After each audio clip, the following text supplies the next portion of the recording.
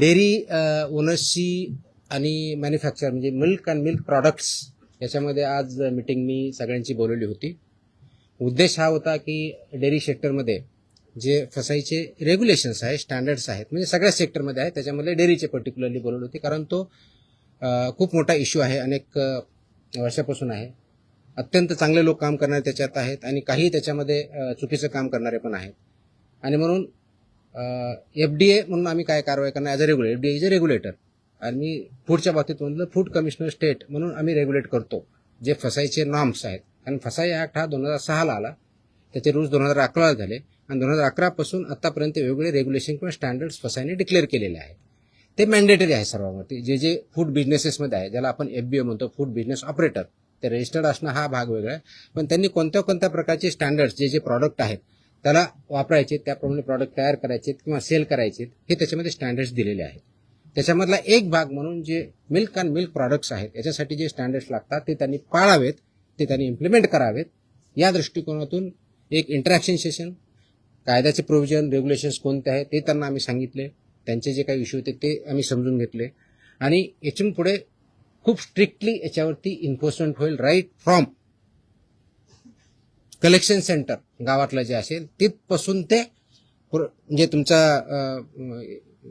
MBO असेल, म्हणजे तुमचं जे चिलिंग सेंटर असेल, कलेक्शन सेंटर्स असेल, चिलिंग सेंटरपासून तुमच्या डेअरीपर्यंत जात असेल, मग तुमचा दूध प्रॉडक्ट बनवणारा किंवा पनीर बनवणारा तिथपर्यंत जात असेल, ते प्रॉडक्ट बनवून ते कंझ्युमरपर्यंत जात असतील, ही सगळी चेनमध्ये जे जे त्याच्यामध्ये इन्व्हॉल्व आहेत त्यांनी हे सगळे स्टँडर्ड्स पाळले पाहिजेत, इम्प्लिमेंट केले पाहिजेत आणि त्याच्यामुळे चुकीचं काही होणार नाही हे त्यांना समजून सांगण्यासाठी, कायद्याचे प्रोव्हिजन समजून सांगण्यासाठी आम्ही मीटिंग बोलवली होती, इंटरॅक्शन केली. मी एक प्रेझेंटेशन पण केलं की कायदा काय सांगतो, नाही केलं तर त्याचे काय प्रोव्हिजन होतात.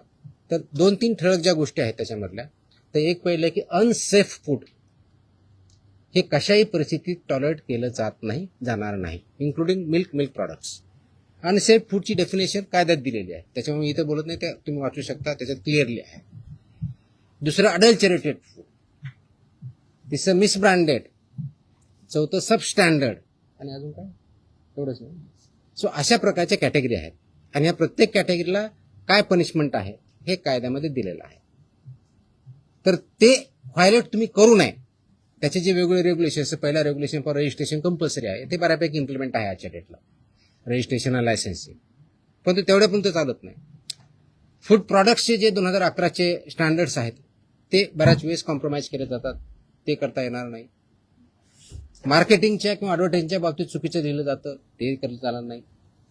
त्याचबरोबर काय म्हणतो त्याला, प्रिंटिंग, काय म्हणतो त्याला, प्रिंट करतो ते लेबलिंग जे आहे ते व्यवस्थित होत नाही किंवा चुकीच्या पद्धतीने होतं का मिसलिडिंग होतं, ते चालणार नाही.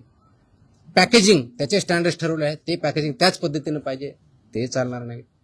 हे त्यांना आम्ही चांगल्या पद्धतीनं समजून सांगितलं आहे आणि बाय अँड लार्ज त्यांची कन्व्हिन्स झालेली आहेत की येस, आमच्याकडे काही ज्या त्रुटी असतील तर आम्ही त्याच्यामध्ये कारवाई करू, जेणेकरून हे जे दूध आहे किंवा प्रॉडक्ट आहे, फूड अँड फूड प्रॉडक्ट जे आहेत ते कंझ्युमरला जे स्टँडर्ड फसाईने घालून दिलेले आहेत ते त्याप्रमाणे करतील. जे करणार नाही त्याच्यामध्ये फसाई ॲक्टनुसार आपण त्याच्यावरती कारवाई करणार आहोत.